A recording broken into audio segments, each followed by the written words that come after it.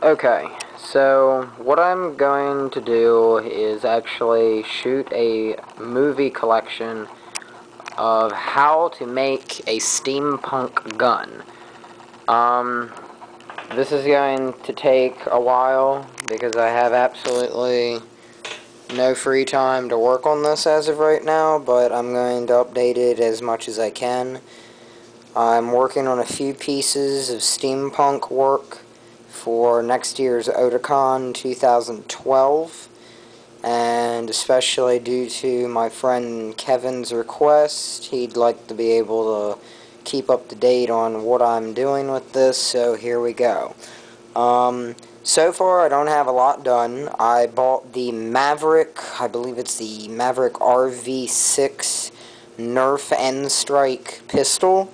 You can get one of these at a Walmart or Amazon, Target, doesn't really matter. I got mine at Target for about $10. They're not expensive, and a lot of people that do steampunk primarily use this as their first weapon of choice. As you can tell, the revolver and just the simplistic design overall allows for a very easy modification.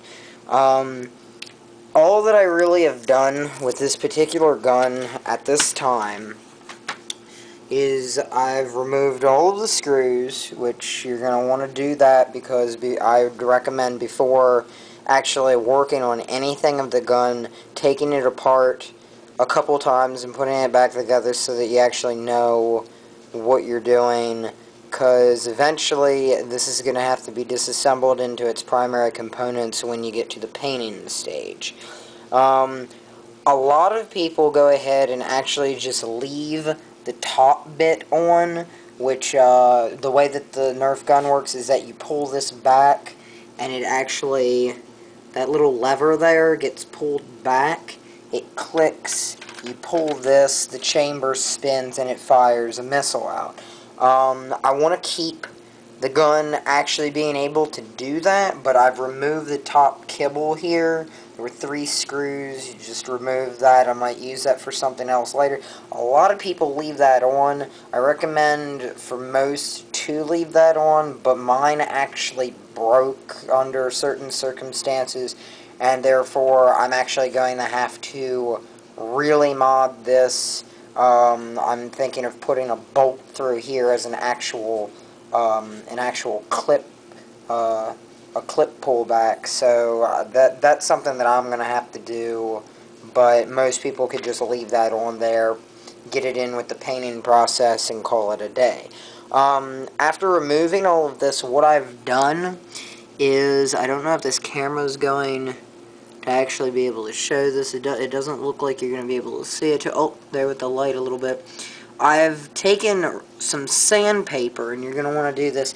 You're going to want to take a very rough sandpaper. I'm going to recommend a 60, which is a grit coarse. And you're going to want to go ahead and get with a 60 grit coarse and go all over the gun. Because right here on this side and on this side, you normally have the Maverick RV6 logo. You're going to want to sand that completely off. At this point, and on the opposite side, there's the Nerf N-Strike logo. You're going to want to sand that off completely smooth. Right here, there's like the little made in China and do not modify this gun. That's definitely got to go. And then generally, I've just, you can definitely see like on the bottom, I've just went ahead and went over this with a 60 grit. Even on here, you just want to basically go at it, like go crazy. You really can't screw up a sandpaper job on this. I'm gonna say that you probably want it to look as banged up as possible, because once you paint it, all of those little marks, that's gonna go ahead and allow for a little bit of a weathered effect. So the more violent you are with it, the better. After going over it with a 60 grit, I'd recommend going over it with at least a 100 grit, which is about a medium. quality sandpaper to go ahead and just smooth this up, because the 60 is going to make it really, really rough. It's really a personal preference. It's just that with handling it, I didn't want like my hands to get all cut up and everything, and also I'm thinking that the smoother it is, the easier it'll go ahead and be to apply the paint. I've talked to some people who like it to be as rough as possible, so that the paint actually gets sunk into the plastic. But, you know, it's really a personal preference. I went with a 60 and then a 100. They also have 220, and you can, I think, even get like a 3-something, depending on the level of how fine you want it sanded. I'd recommend nothing more than a 100 if you want it to be a little bit rough, is what mine is, because, I mean, it's smooth-ish, but it's still got a little bit of a grit going on here, a little bit of a papery feel. So that's what we're gonna do with this. The only other thing that I've done so far is, hold on a second, I'm gonna set the camera down so I can go ahead and pop this open real quick. Damn it. Okay, yep, that wasn't good. That wasn't good. There we go. Okay. Okay, once you have this open, I'm gonna have to put that back into place. But what I've done is, on mine, since I actually don't have the bar going through here, there's a little screw hole right here, and I removed a spring because that was completely unnecessary. I'm gonna have to remove the trigger because from this screw here, because the components I'm breaking this into are gonna be this piece here, this large case, the trigger, and the chamber. Now, the chamber here, let me pop this out. Chamber here,